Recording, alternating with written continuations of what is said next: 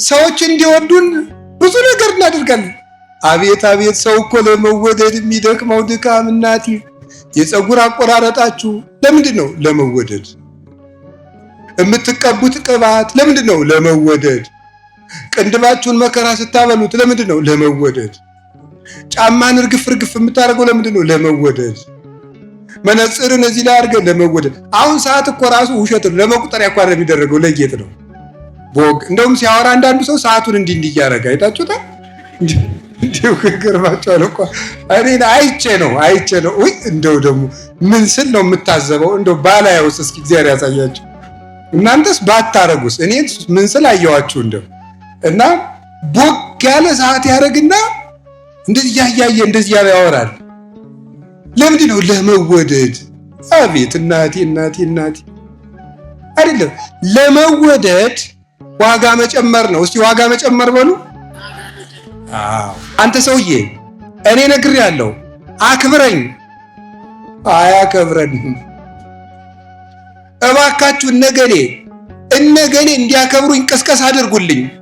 በፍጹም ራስን እንዳለማሸነፍ ያለ ባርነት የለም።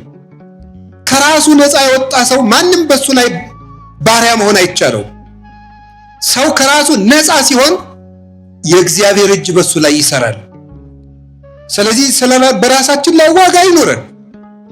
ልንገራችሁ፣ ዋጋ ያላቸው ሰዎች ተወርውረው እንኳ ቢሆን ይወጣሉ። ዘመን እየጣለን ያለ ራሳችን ስለጣልን ነው።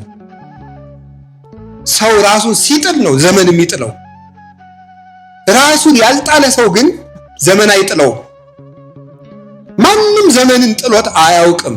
ሰው ራሱን ሲጥል ብቻ ነው ዘመን የሚጥለው።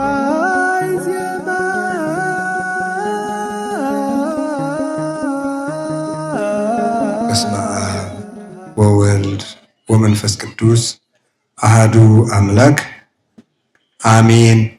ሁላችሁንም እንኳን አደረሳችሁ።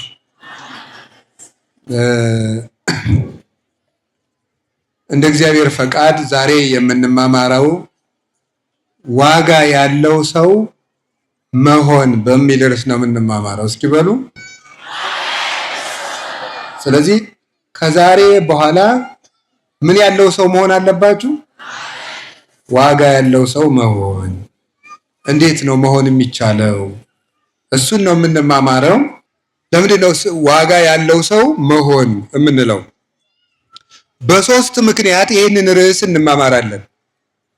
ዋጋ ያለው ሰው መሆን የሚለውን አንደኛ፣ ሁላችንም ዋጋ የሌለኝ ሰው ነኝ የሚል ስሜት እንዲሰማን እያደረገን ስለሆነ ሰይጣን። ሁለተኛስ፣ የሰው ዋጋ አልገባን ስላለ። ሶስተኛስ፣ ዋጋችንን ስላላወቅን። በዚህ ምክንያት ዋጋ ያለን እንድንሆን እንማማራለን። ዋጋችንን ስላላወቅን፣ የሰው ዋጋ ስላልገባን፣ የሌሎች ዋጋ ማለት ነው። ሶስተኛ ደግሞ የራሳችን ዋጋ ስላልገባን ነው። በዚህ ምክንያት ዋጋ ያለው ሰው ስለመሆን እንማማራለን። ዋጋ የሚያወጣ ዕቃ ይወደዳል። አሁን ከአንድ ሱቅ ሄዳችሁ ይሄንን ዕቃ ስንት ብር ትሸጥልኛለህ ትላላችሁ። ይሄን ያህል ብር እሸጣዋለሁ ይላል። ቀንስልኝ፣ 2 ብር ቀንሼልሃለሁ። በደንብ ቀንስ እንጂ ሌላ የሚቀንስ ልስጥህ እንዴ? ምንድነው የምትሉት? አይ ይሄው ላይ ቀንስልኝ ነው። ምክንያቱም ውድ የሆነው ዕቃው ምን ቢሆን ነው? ጥሩ ቢሆን ነው ማለት ነው። ዋጋው ውድ የሆነ ነገር ጥሩ ነው ብለን እናስባለን። የሌለ ነገርም እንፈልጋለን። የሌለ ነገር አሁን ሰው ለምን ይመስላችኋል ወርቅ ቀለበት ሲያሰራ የሚጋቡት ሰዎች የቆርቆሮ ቀለበት ቢያደርጉ ምንድነው ችግሩ? ምን ችግር አለ? ጠቅለል አድርጎ በደንብ አድርጎ በብርጭቆ ወረቀትም በምናምን በጋራጅ አለስልሶ ሰው የብርጭቆ ወረቀት የማያደርግ የቆርቆሮ ቀለበት የማያደርግ ምን ችግር አለ? መዳብስ ቢያደርግ የሆነ ብረትስ ቢያደርግ ይሄ አጥሩ የሽቦ አጥር ታውቃላችሁ? እሱንስ ቀለበት የማያደርግ ምን ችግር አለ? ለምንድን ነው ሰው የወርቅ ቀለበት የሚያደርገው? ጋብቻውን ማክበሩን የመጨረሻ ውድ በሆነ ነገር እየገለጸ ነው። ጋብቻው ትልቅ መሆኑን ዋጋው ውድ በሆነ ንጥረ ነገር ይገልጻል ማለት እንጂ ግን ምንም የቆርቆሮም ቢሆን የምንም ቢሆን የብርስ ለምን አያደርግም? መንፈሳዊ ትርጉም አለው ቀለበቱ። ግን ሰው እናንተ ግን መንፈሳዊ ትርጉም ገብቷችሁ ነው የወርቅ የምታደርጉት? በፍጹም። መንፈሳዊ ያልሆኑ ሰዎች ሁሉ የወርቅ ቀለበት አይደል የሚያደርጉት? ፈረንጆቹ ሁሉ ከፍ ሲሉ ደግሞ የምንድን ነው የዳይመንድ ቀለበት ያደርጋሉ። የአልማዝ ቀለበት፣ የእንቁ ቀለበት ያደርጋሉ። ለምንድን ነው ሲባል ዋጋ ውድ የሆነ ነገር ምንድን ነው? እቃው ጥሩ ነው። እቃው ይከበራል፣ ተከብሮ ይቀመጣል። ከገዛናቸው እቃዎች ውስጥ ሁሉ አንዱን እንዲያው አንዱ ልጅ መጥቶ የሆነ ቦታ ጣል ሲያደርገው አንተ ስንት ነገር እንደፈሰሰበት አላወቅም ብለን የምንቆጣው ዋጋ ያስከብራል። እቃውን የተከበረ ቦታ ያስቀምጠዋል፣ እንዲጠበቅ ያደርገዋል፣ እንክብካቤ እንዲኖረው ያደርጋል፣ አይናችን እንዲያርፍበት ያደርጋል። ዋጋ ትልቅ ነገር ነው የእግዚአብሔር ቤተሰቦች። ስለዚህ ሁላችንም ዋጋ ያለን ሰዎች መሆን አለብን። አንድ ነገር ልንገራችሁ፣ ሰው እንዲያከብረን አንተ ሰውዬ እኔ ነግሬያለሁ አክብረኝ፣ አያከብረንም። እባካችሁ እነገሌ እንዲያከብሩኝ ቅስቀሳ አድርጉልኝ። በፍጹም ሊያከብሩን አይችሉም። ሰምታችኋል አይደል? ይሄ ይቅር በሉኝ፣ ይሄ የጥራዝ ነጠቅ ትምህርት ነው። ሊደርሺፕ የሚባል ትምህርት አለ። የጥራዝ ነጠቅ ያልኩት ዲፓርትመንቱን ሳይሆን እኔ መጥቀሴ በጥራዝ ነጠቅ ነው፣ አልተማርኩም ሊደርሺፕ። እና በሊደርሺፕ ትምህርት 5 ፒስ የሚባሉ አሉ፣ ፒ የሚባሉት ማለት ነው። እና አንድ ጥሩ መሪ የሚለካበት ፒዎች ናቸው እነዚህ 5 ፒ የሚባል በደረጃ ነው። አንደኛ፣ ሁለተኛ፣ ሶስተኛ፣ አራተኛ፣ አምስተኛ የተባሉ የመጨረሻው ፒ በጣም ኃይለኛው በጣም ወርቁ መሪ ነው የመጨረሻውን ፒ የደረሰው። አንዱ ፒ ግን ፖዚሽን ነው የሚባለው። አንዱ ፒ ምንድን ነው? ወንበሩን ፈርተው ሰዎች ሰጥለበጥ የሚሉለት ሰዎች ነው። ግን እያከበሩት ሳይሆን እየፈሩት ነው። አይወዱትም፣ አያከብሩትም፣ በልባቸው ክብር የላቸውም፣ ይጠሉታል። ግን ካላከበር ነው አንኖራትም ብለው ለጥ የሚሉ ናቸው ማለት ነው። ወደ ግራ ዞር ሲል በግራ ያለው ለጥ፣ ወደ ቀኝ ዞር ሲል የገሩ ለጥ የሚል፣ ሲተነፍስ ሁሉ አሜን የሚል ፈርቶ ነው። አክብሮ እኮ አይደለም። ቀን ያገኘ ለቅጡ ወሮሮ ነው የሚጥል። ፖዚሽን ያመጣው ክብር አይረባም። ፕሮዳክሽን ምናምን እያሉ ይሄዳሉ። እኛ ፒ ጋር ምን አታገለው? ወደ መንፈሳዊ እንምጣ እንጂ ፒን ለዛው ለፒ እንተዋለን። አሁን ግን እላችሁ የፈለኩት ምንድን ነው? ሰዎችን አስፈራርተናቸው ሊያከብሩን ይችላሉ።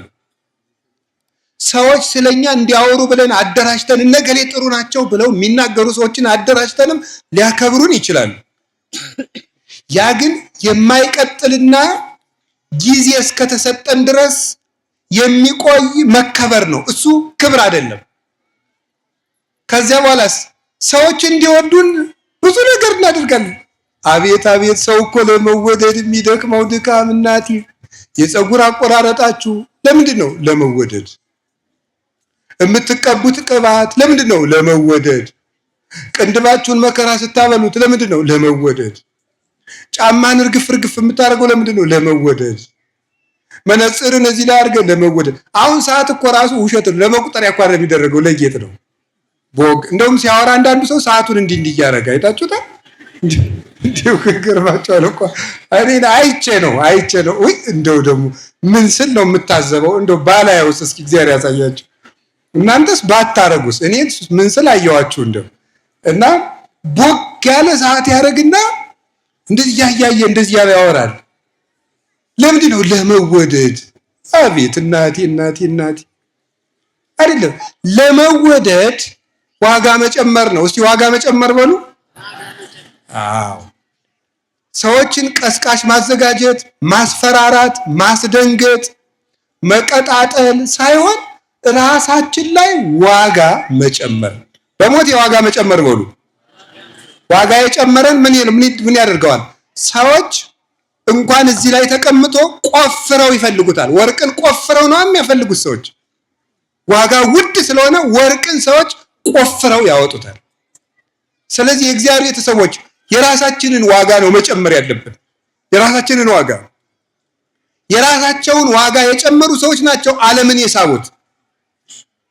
በየመድረኩ እየዞሩ ስለራሳቸው የተናገሩ ሰዎች አይደሉም ዋጋ ያገኙት፣ ሰው ያከበራቸው። ተደብቀው ራሳቸው ላይ ዋጋ የጨመሩ ሰዎች ግን ዓለምን ሁሉ ከሽቶ ይልቅ ስበውታል።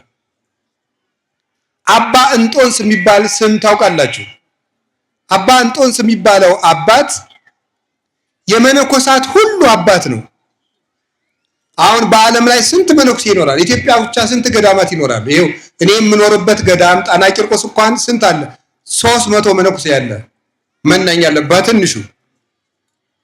ማህበረ ሥላሴ ስትሄዱ፣ ዋልድባ ስትሄዱ፣ ዳጋ እስጢፋኖስ ስትሄዱ፣ በየገዳሙ ስትሄዱ፣ ደብረ ሊባኖስ፣ ዝቋላ፣ ምድረ ከብድ፣ የትኛውም ገዳም ስትሄዱ ስንት መነኩሴ ያለ? በዓለም ላይ ስንት መነኮሳት አሉ?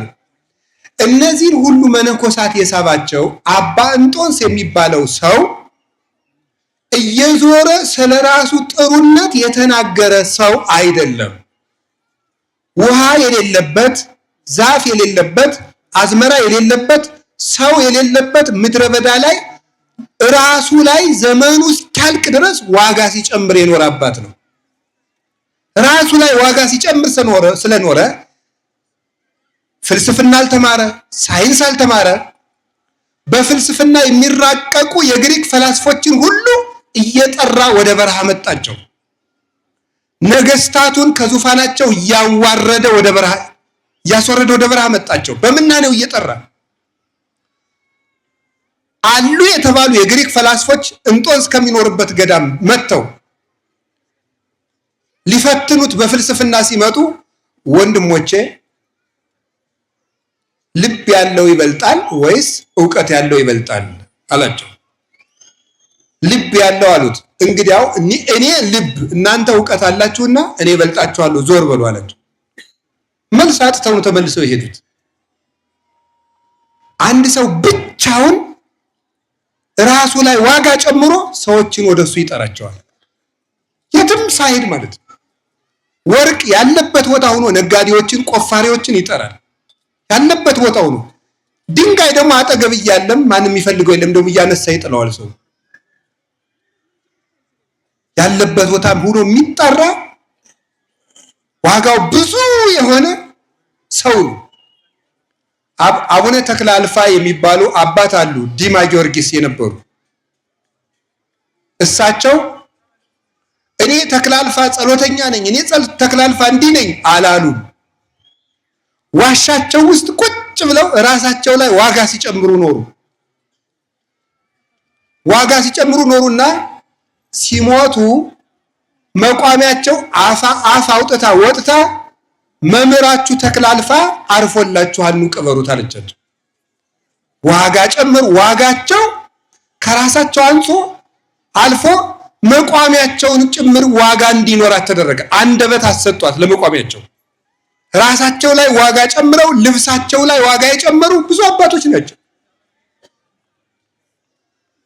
እንደ ኤልያስ ቅድም መምህር እንዳስተማሩን ነብዩ ኤልያስ ራሱ ላይ ዋጋ ሲጨምር የነበረ አባት ነው። ኤልዛቤል የምትባለው ደግሞ የምትለብሰው ልብስ ላይ ዋጋ ስትጨምር የኖረች ሰው ናት። ውድ የወርቅ ዘውድ ነበራት፣ ውድ ቀሚስ ነበራት፣ ውድ መታጠቂያ፣ ውድ ቤተ መንግስት፣ ውድ መመገቢያ፣ ውድ አልጋ፣ ውድ የሐር መጋረጃ ነበራት። ኤልያስ ደግሞ ውድ ሰውነት ነበረው፣ ውድ ነፍስ ነበረችው፣ ውድ ልብ ነበረው። ኤልዛቤል ያ ሁሉ አጥፍታ ነፍሷ ግን ርካሽ ነበረች። ስጋዋ ርካሽ ነበር፣ አይምሮዋ ርካሽ ነበር። ቀናተኛ፣ ስግብግብ፣ ነፍሰ ገዳይ፣ ድሃ የምታስጨንቅ ክፉ ሰው ነበረች። ኤልያስ ደግሞ ርኅሩህ፣ በእግዚአብሔር ፍቅር ልቡ የሚናደድ ንጹህ ድንግል፣ ወደ ሰማይ አይኑ ያቀና እምነቱ እስከ ሰማይ የተዘረጋ አምድ ጽኑ ነቢይ ነው። ልብሱ ግን አንድ ናት። እሱ የነፍሱን ዋጋ ጨመረ። ልብሱ ግን ርካሽና አንድ መጠምጠሚያ ነው። የስግደት ወዝ የጠገበ አንድ መደረቢያ ነው የነበረው። ዋጋ የነበረው ሰውነቱ ለነፍሱ ለጨርቁ ዋጋ ሰጠውና አርጎ ወደ ላይ ሲሄድ ደቀ መዝሙሩ ኤልሳ አባቴ በረከትህን ላክልኝ ሲለው መጎናጸፊያውን ነበር የላከለት። የሰውነቱ ዋጋ ልብሱንም ዋጋ ሰጥቶት ነበርና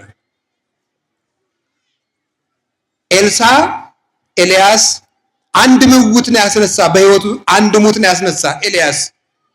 ኤልሳ ግን ጌታዬ ያንተ የመምሬ ጸጋ ድርብ ይሁንልኝ ሲለው በልብሱ በኩል እጥፍ ዋጋ ሰጠው። ኤልሳ ከመምሩ እጥፍ ዋጋ ኖሮት 2 ሙት አስነሳ። ተሻግሮ ሲሄድ ዮርዳኖስን መሻገሪያ ቢያጣ አይቴ ሃሎ አምላኩ ለኤልያስ የመምሬ የኤልያስ ፈጣሪ እግዚአብሔር የት ነው ብሎ በመጎናጸፊያው ዮርዳኖስን ቢመታው ተከፍሎለት ተሻገረ። ኤልያስ የነፍሱ ዋጋ ለስጋው፣ የስጋው ዋጋ ለነፍሱ ዋጋ ሆነ። ዋጋ ያለው ሰው ልብሱም ዋጋ አለው፣ መቃብሩ ዋጋ አለው፣ አጥንቱ ዋጋ አለው። ኤልሳ ሙቶ አጥንቱ ነበረ ሙት የቀሰቀሰ። ከኤልሳ አጠገብ ሄዶ ሲቀበር ኤልሳ ከሞተ በስንት ጊዜው አጥንቱ ሲነካው ሙቱ አፈፍ ብሎ ተነሳ። ትልቅ ሰው ሙቶ እንኳን አጥንቱ ዋጋ አለው። ሞኝ ደግሞ እየኖረም ዋጋ የለውም። ዋጋ ያለው ሰው ኤልዛቤልሳ ውድ ዕቃ ነው እንጂ ስትገዛ የኖረች አይምሮዋ ግን ርካሽ ነው። ምን ሆነች? ርካሽ እጣቢ ክብር የሌለው እድፍ በውጭ ተደፍቶ እንደሚጣል ተገላ በመስኮት ተጎትታ ወድቃ ደሟን ውሾች ለሰውት ቀባሪ አታ ነው የሞተችው። ያቺ ድሃ ስታሰድድ የነበረችው ውድ ወርቅ የለበሰች ውድ መጋረጃ ያላት መርጣ የምትመገበው መርጣ የምትናገረው እግሯ ትቢያ ሊነካው የተቸገረች እመቤት በርካሽ አሟሟት ሞተች። ዋጋዋን አላወቀችብና የእግዚአብሔር ቤተሰቦች እንዴት ዋጋ ትልቅ ነገር ነው። እግዚአብሔር ዋጋ የሚኖረን ያርገን፣ ዋጋ እንዲኖረን ያርገን። አሁን ሁሉም ነገር ዋጋ እያጣ ነው። ይገርማቸዋል። ዋጋ አጥቷል፣ ዋጋ አጥቷል ሁሉም ነገር። ምን ዋጋ ያላጣ ነገር አለ? አሁን ዋጋ ያላጣ ነገር ይሄም ዋጋ እያጣ ነው። ይሄ ራሱ ለራሱ ዋጋ አለው። እኛ ግን ዋጋ እየሰጠ ነው አይደለም። ቄስ መስቀል ይዞ ለመስቀሉ ነው ዋጋ የሚሰጠው። ዋጋ የሚሰጠው የትልቅ ነገር ነው። ከገንዘብ በላይ ነው። ይሄ ከወንበር በላይ ነው። ይሄ ከዝምድና በላይ ነው። ይሄ ከሀገር በላይ ነው። ይሄ ከመንደር በላይ ነው። ይሄ ትልቅ ነው። ይሄን ትቶ ይሄ መስቀል 3 ነገር የተሸከመ ነው። ፍቅር ተሸክሟል፣ መስዋዕትነት ተሸክሟል፣ ቤዛነት ተሸክሟል። ይሄን የያዘ ሰው ፍቅርን፣ ቤዛነትን፣ መስዋዕትነትን ይዞ የሚዞር ነው። ይሄን ዋጋ አልሰጠው ስንል ለቄስ ዋጋ የማይሰጥ ህዝብ መጣ ማለት ነው። ዋጋ አባትነት ዋጋ አጣ። ማን ይስማው? ቅስና አይሰማ።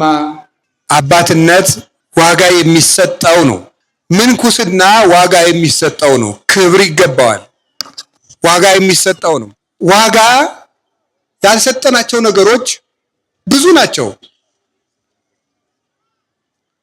አሁን አንድ መነኩሴ ማየት ለእናንተ ቀለል ያለ ነገር አልሆነባችሁ? ቀለል ያለ ነገሩ ነው አሁን ማለት ቀለል ያለ መነኩሴ ማየት ምንም በቃ ቀለል ያለ ነገር። ድሮ መነኩሴ ማየት መልአክ እንደማየት ነበር። አሁን ሁሉ ነገር ቀነሰ፣ ዋጋ አጣ። እንዴ አንድ አባት የነገሩኝ ልንገራችሁ። የዋልድባ አባቶችን አንድ ንጉስ ብር ይሰጣቸዋል። 100 ወቄት ብር ነው ሰጥቷቸው ሂድ ሰተና ተብሎ መልእክተኛውን ሲልክ ዋልድባ አባቶች ተቀብለው 100 ወቄት ወርቅ ተቀብለው አቡነ ዘበሰማያት ሲደግሙ ምን ቢያደርጉ ጥሩ ነው? አንዳንድ አቡነ ዘበሰማያት ሳይደግሙ አቡነ ዘበሰማያት ደግሞ ያኛው ይትቀደስ ስምከን፣ ያኛው ደግሞ ትምጻ መንግስትከን፣ ያኛው ደግሞ ወይኩን ፈቃድከን ብቻ ብሎ ዝም። አንተ ብሩን ሰጣቸው ለመነኮሳቱ? አዎ። ጸለዩ? አዎ። እንዲያው ምህላ ያዙልኝ ይሆን?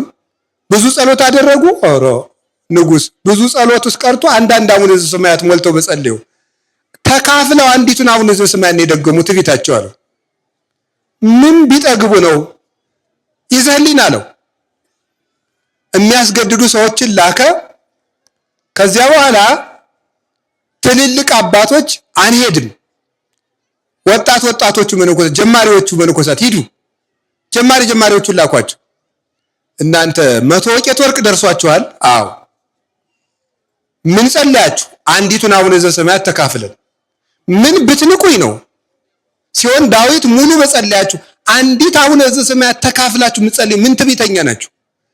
ይመዘን ንጉስ ይመዘን። 100 ወቄት ወርቅ በሚዛን ተቀመጠ።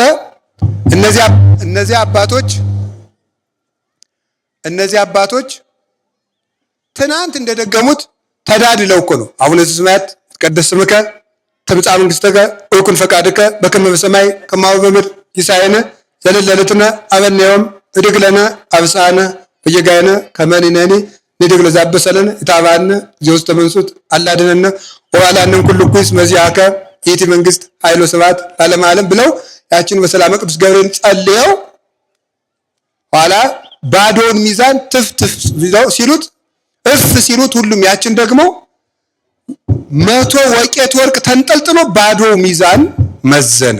100 ወቄት ወርቅ ተንጠልጥሎ ባዶ ሚዛን አቡነ ዘበሰማያትን ስለተሸከመ ዝቅ አለ። ሰዎቹ ዋጋ ያላቸው ሰዎች ስለሆኑ ነው። ዋጋ ያላቸው ሰዎች ስለሆኑ የነሱ ዋጋ አቡነ ዘበሰማያትን ሲሸከም ባዶ ሚዛንን እንዲደፋ አደረጉ። አባቶቻችን ዋጋ ያላቸው ናቸው። ክርስትና ዋጋ አለው።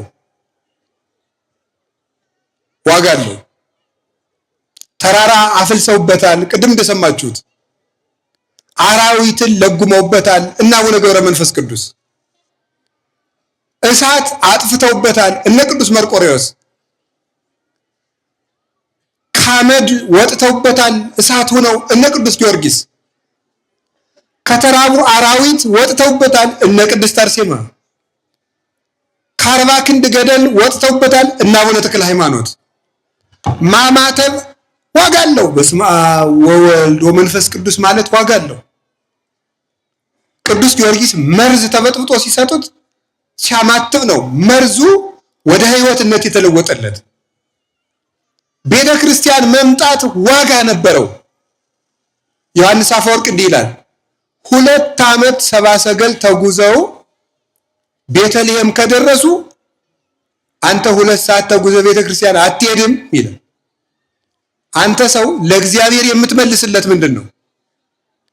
ሰዎች 2 ዓመት ተጉዘው ቤተልሔም ማለት እኮ ቤተ ክርስቲያን ናት። 2 ዓመት ተጉዘው ዋጋ ሰጥተው ክርስቶስ ከተወለደባት ቤተልሔም ከሄዱ አንተ 20 ደቂቃ ተጉዘው ቤተ ክርስቲያን ሳትሄድ ትውላለህ፣ ታድራለህ፣ ትተኛለህ፣ ይመሽልሃል፣ ይነጋል፣ ይሰነበትልሃል። 15 ደቂቃ ተጉዘህ ማስቀደስ ያቅታል። ይህ ዋጋ ያለው ነገር ነው። ወንድነትም ዋጋ አለው። ወንድ መሆን ጾታ፣ ሰው ወንድነቱን ትቶ ሴት እየሆነ ነው ዛሬ። ሴትነትም ዋጋ አለው። እንዴ ሴትነት እኮ ዋጋ ነው። እናቶቻችን ውድ ናቸው። እኛ የምናውቃቸው እናቶቻችን ውድ ናቸው። ሲዳሩ ተለምነው እናቶች እንዲሁ ሙሽራይቱን ለማየት ገጠር ስናድግ ቁልፍ ከፍለን ነው የምናያቸው። ቁልፍ ብር ያለው ብር የሌለው ደግሞ ቁልፍ፣ የሸሚዝ ቁልፍ ካልሰጠ ሙሽራይቱን ማየት በፍጹም የተከለከለ ነው። ይሄ እኮ ውድነት ነው። ውድነት ነው ታውቃላችሁ። ሰርግ ውድ ነው፣ ርካሽ አይደለም። የሰው አካል ውድ ነው። እናቶቻችን አካላቸው ውድ ነው። ሲፈትሉ እንኳን ከደረስን እንደው እግራቸው ተገልጦ ከደረስን አፍረው ነው የሚሸፍኑት። ውድ ነዋ ሰውነት ውድ ነው። አላችሁ። እግዚአብሔር ከሁላችን ጋር ይሁን። ዘመን እየጣለን ያለ ራሳችን ስለጣልን ነው። ሰው ራሱን ሲጥል ነው ዘመን የሚጥለው። ራሱን ያልጣለ ሰው ግን ዘመን አይጥለውም። ማንም ዘመንን ጥሎት አያውቅም። ሰው ራሱን ሲጥል ብቻ ነው ዘመን የሚጥለው። አላያችሁም እንዴ? ዘመን የጣለውን ሰው ግን ማን ያነሳው? እግዚአብሔር። ሙሴ የተወለደው ሰው በሚጣልበት ጊዜ ነው።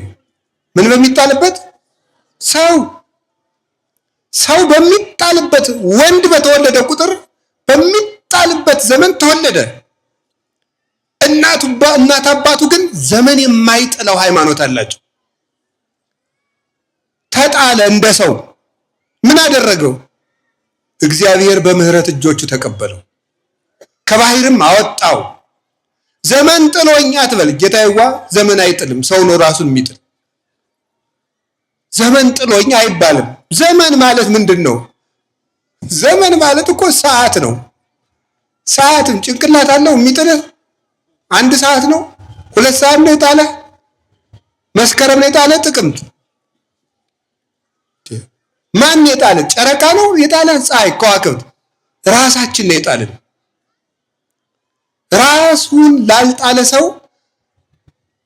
ዘመናውያን በሰለጠኑበት ወይም በዘመን የነገሱ በዘመን የተመቻቸው ሰዎች ክፉ በሚሰሩበት ሰዓት እንኳን እግዚአብሔር በእሳትና በአውሎ መካከል መንገድ አለው የተባለ ለዚህ ነው። ክፉ ሰዎች በበዙበት ዘመንም ማለፍ ይቻላል። መከራው ራስን መጣል ነው። አንድ ጸሐፊ የተናገረውን ልንገራችሁ። ድንግል ማርያም ሆይ እመቤታችን ሲለምናል እኔን ለራሴ አትጣይኝ ብሏል። እስኪ በሉ ሁላችሁ ድንግል ማርያም ሆይ በሉ። እኔን ለራሴ አትጣይኝ። ለምን? ራሴን ሙስለማ ለራሴ አልሆንም ነው። እኔ ለራሴ አሳልፈሽ አትስጭኝ፣ እኔ ለራሴ ክፉ ነኝ ነው። ዘመዶቼ ለሰው ተላልፎ ከመሰጠት በላይ የራስ ባሪያ መሆን ክፉ ነው። ራስን እንዳለማሸነፍ ያለ ባርነት የለም። ከራሱ ነፃ የወጣ ሰው ማንም በሱ ላይ ባሪያ መሆን አይቻለው። ሰው ከራሱ ነፃ ሲሆን የእግዚአብሔር እጅ በሱ ላይ ይሰራል። ስለዚህ በራሳችን ላይ ዋጋ ይኖረን። ልንገራችሁ፣ ዋጋ ያላቸው ሰዎች ተወርውረው እንኳ ቢሆን ይወጣሉ። ቅዱስ ጎርጎርዮስ ዘአርማንያ የሚባለው አባት ንጉሱ ዘመን ተመቸው፣ ክርስቲያኖችን ይጠላል። ጎርጎርዮስን ወስዶ ገደል ውስጥ ወረወረው። ሲወረውረውሳ ዋጋ ያለው የእግዚአብሔር ገንዘብ ነው። እግዚአብሔር ምን ብሎ ነበረ? ሀባሃሎ መዝገብክሙ ህዬ የሉ ልብክሙ፣ ገንዘባችሁ ባለበት ልባችሁ በዚያ ይኖራል ብሎ ነበረ ጌታ ሲነግረን። ገንዘባችሁ ባለበት ልባችሁ በዚያ ይኖራል። ማቴዎስ ወንጌል ምዕራፍ 6 ላይ ይሄ። ስለዚህ ምንድን ነው? ጎርጎርዮስ የእግዚአብሔር ውድ ገንዘብ ነው። ውድ ሰውነት ያለው በኃጢአት በድንቁርና በክደት ያረከሰ ውድ ሰው ነው። የእግዚአብሔር ገንዘብ ውድ ገንዘብ ተወርውሮ ይጠላል እንዴ? የለም። ወርውሮ ሲጠው ምን አለ? አንዲት ድሃ ሴት እንድታየው አደረገ። ለ15 ዓመታት ያክል ከጉድጓድ ውስጥ ስንቅ በገመድ እያቀበለችው ሲመገብ ኖረ። ከዚያስ እግዚአብሔር ይህንን ውድ ወርቁን ከዚያ ጉድጓድ ሊያወጣው ፈለገ። እግዚአብሔር ንጉሱ አበደ፣ አይምሮውን አጣ። መፍትሄ ሲያጡ እግዚአብሔር በሕልም ለእህቱ ተገልጾ ገደል የወረወረውን ጎርጎርዮስን ካላወጣችሁ ወንድምሽ አይድንም ማለት። እግዚአብሔርም እነዚያም ሰዎች ገመድ ልከው ጎርጎርዮስን አውጥተው በፈረስ ጭነው ታጥቦ ልብሰ ተክህኖውን ለብሶ ልብ በሉ ያንን አውሬ ሆኖ የነበረ ንጉሥ ፈወሰው። ለጳጳስነትም በቃ። ወርቅ ጭቃ ውስጥ ቢጣልም ጭቃው ተጠርጎ ራስ ላይ ጌጥ ሆኖ ይወጣል፣ ዘውድ ይሆናል። ንጉሥ ጥሎት የነበረውን ጎርጎርዮስ እግዚአብሔር አንስቶ ጳጳስ አደረገው።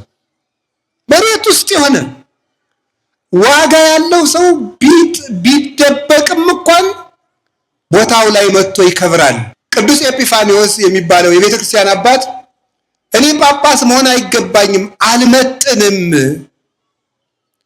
ብሎ ባቄላ መካከል ቢሸሸግ ምን እናደርጋለን ብለው ጠፍቷቸው ቁጭ ሲሉ አህያ ጠፍቷቸው ሲፈልጉ አህያው ሄዶ ኤጲፋኒዎስ ከገባበት ባቄላ አዝመራ ገባ። ሊያስወጡ ሲገቡ ኤጲፋኒዎስ እዚህ ያለ ማንን እንፈልጋለን? አስረው ሾሙት። አስረው ወስደው ዋጋ ያለን ሰው ከሆነ ራሳችንን ብንደብቅ መቼም ቢሆን ጠፍተን አንቀርም። እትክል ተከብቶ ሀገር እንተ ታንጸት መልዕልተ ደብር ቁባት መብራት አያበሩም። መቅረዝን በቦታዋ አስቀምጠው ለቤቱ ሁሉ እንድታበራ ያደርጓታል እንጂ ብሏል። የማቴዎስ ወንጌል ምዕራፍ 5 ቁጥር 17 ላይ ጌታ ሲናገር ክብር ያለው ሰው ራሱን ቢደብቅ ተደብቆ አይቀርም። ክብር የሌለው ሰው ደግሞ አለሁ ቢል መልሶ ይደበቃል። የኛ ገርገበሬ ሊቁ ብሎ የለ ሲተርት ወቁኝ የኢትዮጵያ ገበሬ እኮ ከዚህ ዘመን ፒኤችዲ ይሻላል። ማምላክን እንደው በደንብ ነው የሚሻለው። ባለ ፒኤችዲዎች ይቅር በሉኝ፣ ለስብከት ያህል ነው። ሊቅ ናችሁ፣ ግድ የለም ሊቅ ናችሁ። ማስተርሶችም ሊቅ ናችሁ፣ ዲግሪዎችም ሊቅ ናችሁ። በቃ ሊቅ ናችሁ በሏቸው አንድ ጊዜ። በቃ ሊቅ ናቸው እንዴ? ምኑ ናቸዋል እናንተ? ልታጣሉኝ አስባችኋል መሰለኝ። ግን ይኸውላችሁ መማር ማለት ይባላል ዋትስ ኤዱኬሽን ተብለው ሲጠየቁ የተማሩ ሰዎች ሲሉ እንደምሰማቸው መማር ማለት ስማርት ቲንኪንግ ማለት ነው። በሳል አስተሳሰብ የሚያስብ ማለት መማር ማለት በስሎ ማሰብ ነው እንጂ ሰርተፊኬት ባያዝና ቆብ መድፋት ማለት አይደለም። መማር ማለት በስሎ ማሰብ። እስቲ በሉ መማር ማለት በሉ ምን ማለት ነው? በሱት ትናንትና ዛሬና ነገን አገናኝቶ ማሰብ፣ እያሰቡ መኖር፣ እያሰቡ ማደግ፣ እያሰቡ መሞት ነው መማር ማለት። እንኳን በመንፈሳዊ ትምህርት ሶቅራጥስ እንኳን ፍልስፍና ትክክል አይደለም ብለው አንቀው ሊገሉት ብሉ ሲሉ ምን እንዳለ ታውቃላችሁ? እንደናንተ ሳያስቡ ከመኖር እያሰቡ መሞት ይሻላል ብሎ ነው መርዙን የጠጣው። ፈላስፋው እንኳን ማለት ነው ሳያስቡ ከመኖር እያሰቡ መሞት ይሻላል አለ። መማር ማሰብ ነው። ይሄ የእናንተ ዓለም ሰዎች ናቸው ያሉት እንኳን በቤተክርስቲያን ሲመጣ። ስለዚህ የእግዚአብሔር ቤተሰቦች ዋጋ ያለው ሰው እወቁኝ አይልም። ያለበት ሆኖ ክብሩ ይጠራል። ከቃሉ ጋር ናችሁ? እግዚአብሔር ከሁላችን ጋር ይሆን። ርዕሳችን ምንድን ነው? ንገሩኝ እንጂ ምን አላችሁ? ዋጋ ያለው ሰው መሆን። እግዚአብሔር ይስጥልን። ዋጋ ያለው ሰው መሆን እንዴት እንደሚያስከብር አያችሁ? አዎ ዋጋ ያለው ሰው እንደዚህ ነው። አበቦችን ታውቋቸዋላችሁ? አበቦች ስለ አበባነታቸው ማስታወቂያ በንቦች ሰፈር አስነግረው አይደለም ንቦች የሚሄዱት። ንቦች የአበባ ትምህርት አያውቁም። አበባ ማለት ምናምን ኦክሲጅን ያለበት ምንድን ያለው ብትለው ንብ አይሰማም። ዞሮ ግን አበባ ዋጋ ያለው ነገር እንደሆነ ያውቃሉ ነው ጉዳዩ። እሱ ነው ዋጋ ስላለው አበባ ዝም ብሎ ንብን ከቀፎዋ ግልብጥ አድርጎ አስወጥቶ ይጠራታል። ዋጋ አለው አበባ። ዋጋ ስላለው ንብን ይጠራል። ስለዚህ ወርደው ይቀስማሉ። ከቃሉ ጋር ናችሁ? ዋጋ ያለው ሰው ያለበት ሆኖ ይስባል። በዚህ ምድር ላይ ዋጋ ያላት ሰው አንድ ትልቅ ሰው አለች፣ ድንግል ማርያም ትባላለች። ዋጋ ያላት ስለሆነች እግዚአብሔርን ከሰማይ ሳበችው። እግዚአብሔርን የሳበ ዋጋ ነበራት። ለዚህ ነው በተረፈ ቄርሎስ ላይ ኤራቅሊስ ወይ ጵሮቅለስ የሚባለው ሊቅ ሲናገር አስተጋባአተነ ቅድስት ድንግል እንተባቲ ንዋየ ድንግልና ዘአልቦ ሙስና፣ ጥፋት የሌለበት የማይለወጥ ድንግልና ያላት ልባም ዕቃ ድንግል ማርያም ሰበሰበችን ይላታል። ምንድን ነው ያላት? ልባም ዕቃ፣ ዋጋ ያላት ዕቃ። ንብ ወደ አበባ እንደሚሄድ መላእክት ሁሉ የከበቧት ድንግል ማርያም እኮ አይገርማችሁም? የ15 ዓመት ልጅ እኮ አንዲትን ዋሻ የሰማይ ከተማ አድርገው አደረች። ዋጋ ያላት፣ ዓይኗ ዋጋ ያለው፣ ጆሮዋ ዋጋ ያለው፣ ሕሊናዋ ዋጋ ያለው፣ ማህፀኗ ዋጋ ያለው፣ ልቧ ዋጋ ያለው፣ ሰውነቷ ዋጋ ያላት ድንግል ማርያም ብቻዋን ያለ ሰራዊት፣ ያለ ቀስቃሽ፣ ያለ ሀብት፣ ያለ ንብረት፣ ያለ ምንጣፍ፣ ያለ መጋረጃ በአንድ ፈረፈር በአንድ በረት ውስጥ ምድሩን ሰማይ አድርገው አደረች። ዋጋ አላታ። መላእክት ሁሉ ከሰማይ ወረዱ። ወሰማይ ወኮነ ሰማይ ዓለመ ወዓለምሂ ሰማይ ኮነ አለ ቅዱስ ሳዊሮስ። ቤተልሔም ሰማይ ሆነ፣ ሰማይም ቤተልሔምን ሆነ። እስመ ኮነ አምላክ ሰባ፣ አምላክ ሰው ሆኗልና። ለዘወለዶ አብ በምስጢር ዘይትረከብ ወለደቶ ቅድስት ድንግል በምስጢር ዘይትረከብ።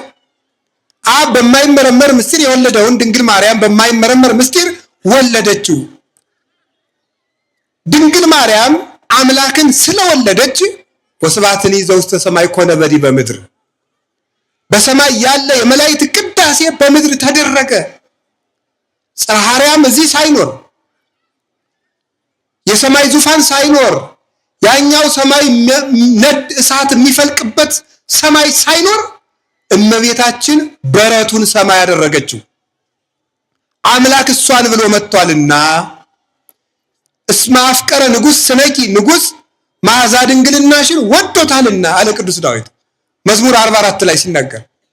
ንጽሕናዋን ወዶ አምላክ ከሰማይ ቢወርድ ምድሩን ሰማይ አደረገች እመቤታችን። እንዲያውም አባ ጊዮርጊስ ሲናገር ምን ይላል መሰላችሁ? ያችን የመድኃኒት እናት እግሯ የቆመበትን ትቢያ እንድልሰው ማን እድል በሰጠኝ፣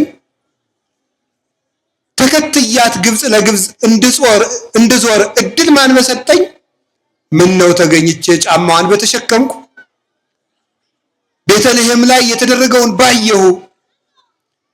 ዮሴፍ ወሰሎሜ እምለፌ ወለፌ፣ ዮሴፍና ሰሎሜ በቀኝ በግራ፣ አድ ጎላይም እምለፌ ወለፌ፣ ከብትና አህያ በጎንና በጎን። እነዚህ ህየንተ ኪሩቤል በኪሩቤል ፈንታ ሆኑ። ድንግል ማርያም ሰረገላ እሳት ሆነች፣ ቤተልሔም ጽርሐ አርያም ሆነች ይላል። ዋጋ ያለው ሰው ለምድርም ዋጋ ያሰጣል። እመቤታችን ዋጋ ያለው ሰው ሁና እናቴ በረቱን ዋጋ አሰጥታው አደረች። ዋጋ ያለው ሰው በረቱን ዋጋ ያሰጣል። ዋጋ የሌለው ሰው የተነጠፈ አዳራሽን ዋጋ ያሳጣል። በእሳት ያስነድደዋል፣ ያቃጥለዋል፣ አገርን አመድ ያደርጋል። ዋጋ የሌለው ሰው። ዋጋ ያለው ሰው ደግሞ የተናቀውን ያከብራል። እግዚአብሔር ዋጋ ይስጠን፣ ዋጋ እንዲኖረን ያድርገን፣ ዋጋ እንዲኖረን ያድርገን። ዋጋ ያለን ሰው መሆን ማለት ምን ማለት ነው? የመጀመሪያው የእግዚአብሔር ቤተሰቦች ዋጋችንን ማወቅ ነው። እስቲ ዋጋችንን ማወቅ በሉ። አቤት! እስቲ የኔ ዋጋ ስንት ነው በሉ። አንድ ጊዜ ሁላችሁ በሉ። ስንት ነው? የኔ ዋጋ ስንት ነው ብላችሁ አስቡ። ዋጋችን በደንብ በህይወታችሁ ዘመን ሁሉ ዋጋችሁን እወቁ። አንድ ነገር ላሳያችሁ። ጌታችን መድኃኒታችን ኢየሱስ ክርስቶስ አሁን በዚህ ዓለም ሳይኮሎጂስቶችም ኢኮኖሚስቶችም ሰክሰስ የሚባል ርዕስ ያወሩልናል በየመቱ ሰክሰስ ይላል። ሰክሰስፉል ይባላል ሰው። ግን ምንድነው ሰክሰስ? ግን ለኛ ለክርስቲያኖች ይገርማችኋል። እኔ አሁን በዚህ ዘመን ጥሬ ግሬ ሰክሰስፉል ሆኛለሁ። እሺ እስቲ ሰክሰስዎትን ይንገሩኝ። ድሮ ልብሴ አንድ ነበር፣ አሁን 4 መልበስ ችያለሁ። ሌላስ? ሰክሰስፉል ድሮ በኪራይ ቤት ነበር የምኖረው፣ ቤት ሰርቻለሁ። ሰክሰስፉል። እሺ ድሮ በባጃጅ ነበር የምሄደው፣ አሁን መኪና ገዝቻለሁ። ሰክሰስፉል። ይሄ ሰክሰስ አይደለም። ሰክሰስ ሌላ ነው። ሰክሰስፉል ማለት የተሳካለት ሰው የሚባለው ሰውነት ያለው ሰው ነው። እስቲ ሰውነት በሉ ንገሩኝ እንጂ እዴ ሴትዮ ምንድን ነው ያለች? ሴትዮይቱ አሉ ዕውቀት ያለው ያግባሽ ወይስ ሀብት ያለው ያግባሽ አሏት አሉ። ምን እንዳለች ጀግና ናት ብላይ መልስ ስሙ። ሀብት ቢኖረው ዕውቀት ከሌለው ዕውቀት ያለው ይወስድበታልና ምን ያለው ምን ይበለኛለች? አዎ እንደዚህ አለች። ንግግሩን እናንተ በሉት ብዬ እኮ ነው። አያችሁ እነሱ አሉ ይኸውላችሁ፣ ሴቶቹ አሉ። አይገርማችሁ? እነሱ አሉ ይኸውላችሁ። እውነታችሁን ነው። አይምሮ ያለው ሰው ቢያገባችሁ ይሻላችኋል። አይምሮ ያለው ሰው ሰውነት ያለው ሰው። ዕውቀት ስላችሁ ኤክስ ፕላስ ዋይ አይደለም። ዕውቀት ማለት ራሱን የሚገዛ ሰው ነው፣ የሚያስብ ሰው። ከቃሉ ጋር ናችሁ? ስለዚህ ምን አለ? ምንድነው ሰክሰስፉል? እንደዚያ ቢሆን ኖሮ ድንግል ማርያም ያልተሳካላት ሰው ናት። ልብሷ አንድ ነበርና ድንግል ማርያም ያልተሳካላት ሰው ናት። ቤት አልነበራትምና ክርስቶስሳ እንደ ሰውነቱ ብናስበው ያልተሳካላት ሰው ነው። በአህያ ይጓዝ ነበርና ፈረስ እንኳን አልነበረውም። እንዳንድ የወረዳ ገዥ እንኳን አህያ ነበር መጓጓዣው። ጎጆ እንኳን አልነበረውም። ዋሻ ውስጥ ያድር ነበር እንጂ ለቆናጽል ግበው ቦሙ ለዋፈ ጸማይኒ ምጽላል ቦሙ ለወልደ እጓለ እመሕያው ሳልወቱ ሀበ ያሰምክ ርእሶ። የሰው ልጅ ግን ራሱን የሚያስጠጋበት የለውም እንዳለ ልብስም ምግብም መጠለያም ዋጋ አይደለም። ሲጀመር ስርዓተ ትምህርታችን አበላችሁና ቤዚክ ኒድስ ብሎ ምንድን ብለውልናል? ምግብ፣ ልብስ፣ መጠለያ ብሎ ቁጭ መሰረታዊ ፍላጎቶች አለና ምንድነው ብለናል? ምግብ፣ ልብስ፣ መጠለያ። አሁን መሰረታዊ ፍላጎት ነው ምግብ፣ ልብስ፣ መጠለያ። አባልን ቦት ስላለ ነው እንዳትሉ፣ እንደሱ አይደለም። ምግብ፣ ልብስ፣ መጠለያ ያስፈልጋል ነው እንጂ መሰረታዊ አሁን ቢጨንቃቸው ሳይንቲስቶች አጥንተው የለም ሌላ ምን ጨምር ፒስ ብለዋል። ሰላም ጨምር፣ ነገም ትደር ትጨምራለህ ገና። ቆይ አሁን ደግሞ እያጠሩ ሰልፍ አዌርነስ፣ ራስን ማወቅ ራሱ አንድ ቤዚክ ኒድ ነው ብለው ማለት ጀምረዋል። ይሁን ጥሩ ነው፣ እንኳን ደህና መጣችሁ ያስጨርሳችሁ። እኔ አሁን እምላችሁ ሰው ዋጋ አለው የሚባለው ምንድን ነው? የመጀመሪያው ከቃሉ ጋር ናችሁ? የሰው ልጅ ዋጋው እግዚአብሔርን መምሰል ይባላል። የሰው ልጅ ዋጋው ማንን መምሰል ነው? ንገሩኝ። ኦሪት ዘፍጥረት ምዕራፍ 1 ቁጥር 26 የሰው ልጅ ዋጋው እግዚአብሔርን መምሰል ነው። ይሄን በደንብ አድርጋችሁ እወቁት። ስለዚህ ቀኑን ሙሉ ዋጋ እንዲኖራችሁ ከሆነ ከፈለጋችሁ እግዚአብሔርን የምትመስሉበትን መልክ የሚያበላሽባችሁን ነገር እየተጠበቃችሁ ዋሉ። ዋጋ የሚኖረን እግዚአብሔርን ስንመስል ነው። ገንዘብ ያስፈልጋል፣ ልብስ ያስፈልጋል፣ ሀብትም ያስፈልጋል። ግን እግዚአብሔርን ስንመስል ተከትሎ የሚመጣ ነገር ነው። ገንዘብ እንደ ጥላ ነው። ጥላ ሲከተሉት ልብ ማውለቅ ነው። ፊቱን ዙሮ ግን ወደ ምስራቅ ዙሮ ከሄዱ ጥላ ከኋላ እየተከተለ ይመጣል። ገንዘብ ጥላ ነው። ወደ ምስራቅ ሲዞሩ ጥላ እየተከተለ እንደሚሄደው ወደ እግዚአብሔር ስንዞር ሁሉም ተከትሎ ይመጣል። እግዚአብሔርን መምሰል የሰው ልጅ ዋጋ ነው። የመጨረሻ የእግዚአብሔር ቤተሰቦች ለምንድነው እግዚአብሔር ከምግብ ይልቅ ጾምን ብዙ ቀን አድርጎ ይሰራልን? እግዚአብሔር ይበላል አይበላም? ምእመናን ይበላል? ንገሩኝ እንጂ አይበላም። ስለዚህ እኛ ማንን መስለን የተፈጠርን ነው? ከ365 ቀን ጾሙ የሚበዛ ለምንድን ነው? ማንን እንድንመስል ተፈልጎ ነው?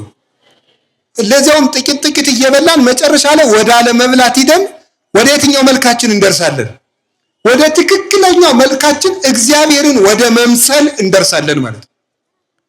ሰው አግብቶ ኑሮ ከሚስቱ ጋር፣ ሚስት ከባሏ፣ ባል ከሚስት ጋር አብረው ሲተኙ ይኖሩና ሲያረጁ አብረው መተኛት ያቆማሉ። ለምን ይመስላችኋል? መጨረሻ ላይ ማንን ወደ መምሰል ነው የሚሄዱት? ይሄ ጋብቻው የተሰጠ እንስሳዊ ጠባያቸውን ለማገዝ ነው። መሀል ላይ እንስሳዊ ጠባያቸውን ሲያግዙ ኑሮ መጨረሻ ላይ መላካዊ ጠባያቸውን ተከትለው ወደ ፈጣሪያቸው ይሄዳሉ። ያገባም እንዳላገባ ይሆናል ያለው ለዚህ ነው። እግዚአብሔርን መምሰል የሰው ልጅ ዋጋ ነው። አንዴ ድገሙት። አቤት!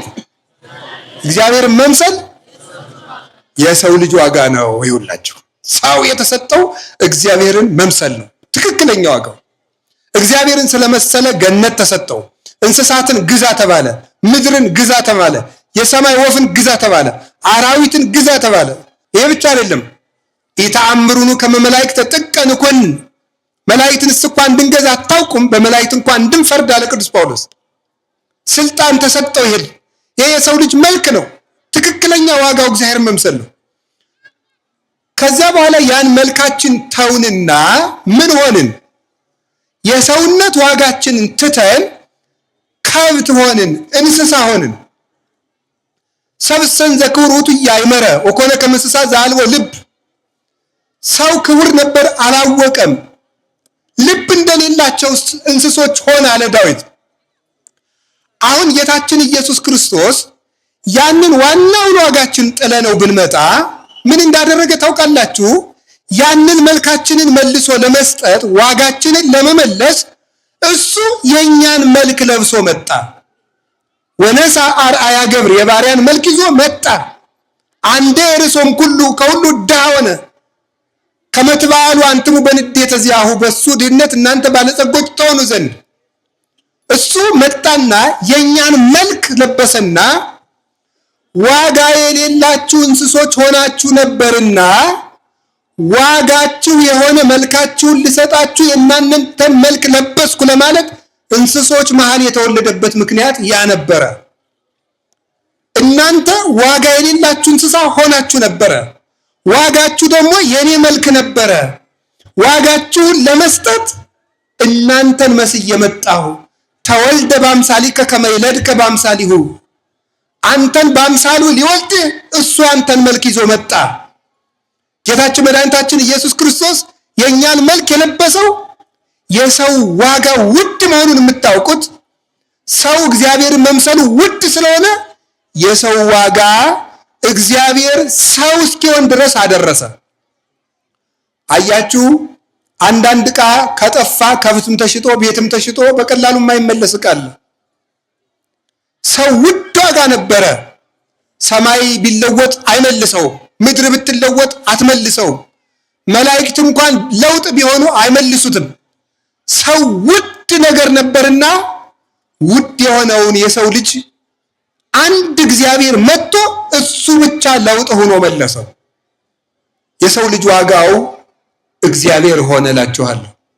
እስቲ የሰው ልጅ ዋጋው በሉ። ማን ሆነ? እግዚአብሔር ሆነ። ሰውን በሰማይ መግዛት አልተቻለም። ሰውን በምድር መግዛት አልተቻለም።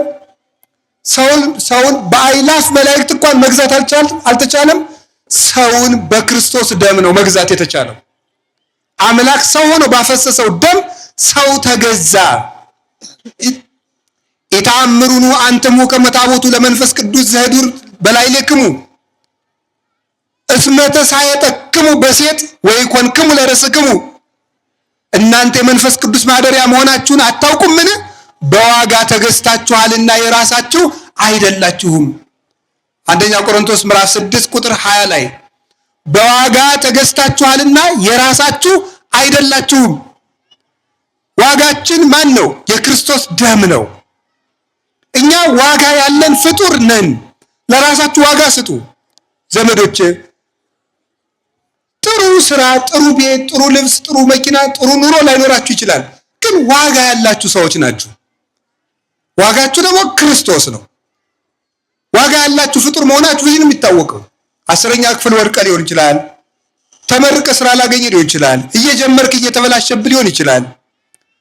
ክርስቲያን ስለሆንክ ግን ዋጋ ያለህ ሰው ነህ። ይህን ማወቅ ዋጋ ያለን ሰው ነን። ዋጋችንም እርሱ ክርስቶስ ነን። ከዚያ በኋላ የዋጋችን ክብር ምን አደረገው? ልብስ ምን ሆነ? ዋጋችን ትልቅ ስለሆን ለኛ የተገዛንን ልብስ ምን መሰላችሁ? ሐር መሰላችሁ እንዴ? አይደለም። ወርቅ የተጎነጎነበት መሰላችሁ? አይደለም። ብር የተጠለፈበት ነው? አይደለም። እለ ተጠመቅሙ ክርስቶስ ለበስክሙ፣ የተጠመቃችሁ ሁሉ ክርስቶስን ለብሳችሁታል። ገላትያ ምዕራፍ 3 ቁጥር 27 ላይ የተጠመቃችሁ ሁሉ ክርስቶስን ለብሳችኋል። የእግዚአብሔር ቤተሰቦች ክርስቲያኖች ዋጋችን ውድ ነው። ውድ ስለሆነ ስንጠመቅ የለበስነው ክርስቶስ ነው። እኛ በምድር ላይ ያለን ውድ እንግዶች ነን ክርስቲያኖች። ለውድ እንግዳ በሬ ነው የሚታረድለት፣ ሙክት ነው የሚታረድለት፣ የተመረጠ ምግብ ነው የሚቀርብለት። ለውድ ክርስቲያኖች ግን የታረደልን እውነተኛው በግ ኢየሱስ ክርስቶስ ነው። ለኛ የተመረጠልን ምግብ የአምላክ ስጋ ነው። ለኛ የተመረጠልን ምግብ የአምላክ መጠጥ፣ የአምላክ ደም ነው። ውድ ነንና የእግዚአብሔር ቤተሰቦች ሰምታችኋል። ለኛ ልብሳችን ክርስቶስ ነው። ምግባችን ክርስቶስ ነው። ማዕዳችን መስቀል ነው። ሀገራችን ደግሞ ሰማይ ነው። ርስታችንም ሰማይ ነው። አባታችን እግዚአብሔር ነው። የእግዚአብሔር ለኛ የሰጠን ውድ ስጦታችን ነው። ከምግብ መርጦ ስጋውን፣ ከመጠጥ ለይቶ ደሙን፣ ከልብስ ይልቅ ራሱን አለበሰን። ከሀገር ይልቅ መንግስተ ሰማያትን ሰጠን። ልጆቹ አደረገን። የተናቀን ባሪያዎቹን ዘመዶቹ አደረገን። ስጋችንን ለበሰ። ኦ ዘአፍቀርከ ትሕትናሁ ለእጓለ እመሕያው እምነ እበዮሙ ለመላእክት። ከመላእክት ልዕልና ይልቅ የሰው ልጅን ውርደት ለወደድክ ለአንተ አንክሮ ይገባል ይላል አባ ጊዮርጊስ። ለኛ ዋጋችን ይሄ ነው። ለኛ ዋጋችን ማስቀደስ ነው። በእግዚአብሔር ቤት የእግዚአብሔር ቤተሰቦች ቤተ ክርስቲያን ጧት ሂዱ አስቀድሱ የምንባል እኮ የጽድቅ መስፈርት ለማሟላትና ግዴታን ለመፈጸም አይደለም። ውድ ፍጥረቶች ስለሆንን መኖሪያችን በንጉሱ ቤት ስለሆነ ነው። ውድ ነንና መኖሪያችን በቤተ መንግስት መሆን አለበታ። የተመረጡና የተሾሙ ሰዎች በቤተ መንግስት ይኖራሉ። እኛ ክርስቲያኖች የክርስቶስ ነገስታት ነን። እንዲያማ ከሆነ መኖሪያችን በሱ ቤተ መንግስት ነው። ቤተ መንግስታችን ደግሞ ቤተ ክርስቲያን ናት። በዚህ እንኖራለን። እግዚአብሔር እኮ ያለ ወረፋ ነው። ዘበኛ የለብህ፣ ወረፋ የለብህ። ኩፖን ይዘህ ወረፋ አትጠብቅ። ቀጥ ብለህ ወደ አባትህ ቤተ መንግስት ወደ ቤተክርስቲያን ትገባለህ። ያለ ከልካይ እኮ ነው። የሚሰማን ደግሞ እኩል አተ ይዘህ አይልም። እናንተ ግቡ፣ እናንተ ኑ፣ አንተ ና፣ አንቺ ነይ አይልም እግዚአብሔር። ሁላችንም የሚሰማን አሮጌ ለብሰን ጥቁር ሆነን አጭር ሆነን ቀጭን ሆነን ረጅም ሆነን ጎባጣ ሆነን አይንዳይና ሆነን ጆሮአችን የተቆራመጠ ሆኖ ጨምዳዳ ሆነን እሱ ብቻ አይደለም ክፉ ሆነን ሌባ ሆነን ዝርክርክ ሆነን እግዚአብሔር ከቤቱ እንድንገባ ይፈቅድልናል። እሱ ዋጋ ሰጠን፣ እኛ ግን ዋጋ አጣን። እሱ ዋጋ በደንብ ሰጥቶናል። በንስሐ እያጠበ የሚይዝ የማን ሀብታም ነው? የተሰበረን ዕቃ እየጠገነ የሚይዝ አዳዲስ ይገዛል እንጂ። ክርስቶስ ግን ሰባራዎቹን እየጠገነ የሚይዝ አባት ነው። ቸሩ አባታችን ኢየሱስ ክርስቶስ የእግዚአብሔር ቤተሰቦች ዋጋ አለን፣ አይዟችሁ። ዋጋ ያለን ፍጡሮች ነን። ለራሳችን ዋጋ እንስጥ። የተፈቀደላችሁን ክቡር ማዕድ ሥጋው ደሙን ኑ ቅረቡት። ክርስቶስን እንልበስ። በሱ ቤተ መንግስት በቤተ ክርስቲያን እንኑር። ሰራዊተ መላእክት ይክበቡን። ያን ጊዜ ምድር ሁሉ ትፈራናለች፣ ታፍረናለችም። አራዊት ያከብሩናል፣ ወንዝ ይፈራናል፣ ዝናቡ ጠብታ ሁሉ ያከብረናል። ለራሳችን ዋጋ እንጨምር። ዋጋ የሚያስጨምር ክርስቶስ ነው። ልንገራችሁ 12 የገሊላ ገበሬዎች ዓለም እንዲያከብራቸው ሐዋርያት የተጨመረላቸው ዋጋ ወርቅ አልነበረም፣ ብር አይደለም፣ ዙፋን አይደለም፣ ትጥቅ አይደለም ያስታጠቃቸው። ራሱን ዋጋ አድርገው ሄዱ። ክርስቶስን ዋጋ አድርገው ቢሄዱ የተዘጋ በር ተከፈተላቸው። መሳሪያ የታጠቁትን በመስቀል ብቻ ልባቸውን ማረኩ። ለምን? ክርስቶስ እውነተኛ ዋጋ ነውና። ዋጋ የሌለኝ ሰው ለምትሉ ኃጢአተኛ እንኳን ብንሆን ተመልሶ ዋጋ ያለን መሆን እንችላለን። አንድ ነገር ልንገራችሁ የእግዚአብሔር ሰዎች፣ ቤተክርስቲያን ውስጥ ከሚገርመኝ ነገር መካከል መስቀል ቢሰበር፣ ጽና ቢሰበር ሰባራ ዕቃ ተብሎ አይጣልም። ዕቃ ቤት ውስጥ ሰባራ ዕቃ በክብር እንዲቀመጥ በፍትሐ ነገሥት ታዟል። ቤተ ክርስቲያን ውስጥ አገልግሎት የሰጠ የጥላ ቅዳጅ በውጭ አይጣልም። ምን ይመስላችኋል? ሰባራ ዕቃ የማይጣልባት ግን የትኛውም የተናቀ ሰው ቢሆን ሰይጣን ልቡን ቢሰብረው ሰውነቱ በኃጢአት ቢሰበር በእግዚአብሔር ቤት ሰው ዋጋ አለው፣ ሰው ቦታ አለው። ንዋያተ ቅድሳት የሰው ውክልና ናቸው። ሰው ክብር አለው። ስንሞት ለምንድን ነው? በአዲስ ኪዳን ስንሞት አይገርማችሁም? ሰው ሲሞት አይታችሁ ታውቃላችሁ? ሰው ሞቶ ሲቀበር ከመቀበሩ በፊት አስከሬኑን መጀመሪያ ፓትርያርኩ ካሉ ፓትርያርኩ ናቸው መጀመሪያ የሚስሙት። ቀጥሎ ጳጳሱ ይሽሙት። ቀጥሎ በየማዕረጋቸው ጳጳሳት፣ ሊቃነ ጳጳሳት፣ ከዛ ቆሞሳት፣ ከዛ እያሉ ይስማሉ። ስንቀበር ድባብ ተይዞልን፣ ያ ድባብ ምንድነው? ድባቡ የሚያዘው ጥላው የሚያዘው ጥላ ተይዞ የምንፈታ ለምንድን ነው? በብርሃን መጋረጃ መላእክት ስለሚያጅቡን፣ ክርስቲያን ስለሆን፣ የንጉሥ ልጆች ስለሆን፣ ልዕልት ስለሆን ነው። በቤተ መንግስት በቤተ ክርስቲያን ታጅበን ክርስትና ተነስተን ታጅበን እንሞታለን። ሞታችን ክቡር፣ ልደታችን ክቡር። በሞት ወበሕይወት አክብሮ ነው ክርስቶስ ስርዓት ይሰራልን። ስለዚህ እግዚአብሔር ቤተሰቦች መድኃኔ ዓለም ኢየሱስ ክርስቶስ በራሱ መዓዛ ጣፍቶ ክብር ሰጥቶናል። ሰውንም አክብሩ። ስትወልዱ ለልጅ ክብር ይኖራችሁ። ስታገቡ ላገባችሁት ሰው ክብር ስጡ። ሰው ነውና ያገባችሁ፣ የሰው ዋጋው ክርስቶስ ነውና። ክርስቶስ የሞተለትን ሰው አግብቶ ማሸማቀቅ፣ ማቃለል፣ ማሰቃየት ተገቢ አይደለም። ክርስቶስ የሞተለትን ክርስቲያን በየሜዳው መስደብ፣ በየሜዳው ማሸማቀቅ፣ በየሜዳው መግደል ዋጋ ያስከፍላል። የሰው ዋጋው ክርስቶስ ነው። የሰው ዋጋው ክርስቶስ ነው። ሰማይ ስማ፣ ምድር አድምጭ። የሰው ዋጋው ክርስቶስ ነው። በሞተልን አምላክ የክርስቲያን ደም ክቡር ነው። የክርስቲያንን ደም ማፍሰስ ባሕር ሆኖ ያሰጥማል፣ እሳት ሆኖ ይበላል። አይሁድም አልተሳካላቸውም። በ70 ዓመተ ምህረት ክርስቶስ ነቃቅሎ ክርስቶስን ሰቀሉ። ቀጥሎ ደቀ መዛሙርቱን አሰቃዩ። 35 ዓመት ቆይቶ ባይመለሱ 37 ዓመት ጀርመን ሄደው 6 ሚሊዮን አይሁዳውያን ርኅራኄ በሌለው በሂትለር እጅ ነደው ተንተክትከው እንዲሞቱ ነው ያደረጋቸው። የክርስቲያን ደሙም ክቡር ነው፣ አጥንቱ ክቡር ነው፣ ጸጉሩ ክቡር ነው። ወለክሙሰ ስዕርተ ርእስክሙኒ ሁሉ ቁቱ፣ የእናንተ የራስ ጸጉራችሁ እንኳን ክቡር ነው። የክርስቲያን መቃብሩም ክቡር ነው።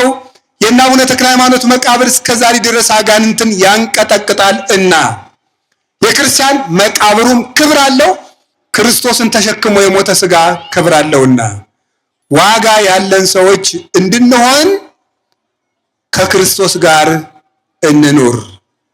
ክርስቶስ ያለው ሰው ዋጋ ያለው ሰው እሱ ነው። መድኃኔዓለም ዋጋ ያላቸው ሰዎች እንድንሆን በረድኤቱ ያሳድገን። ወስብሐት ለእግዚአብሔር።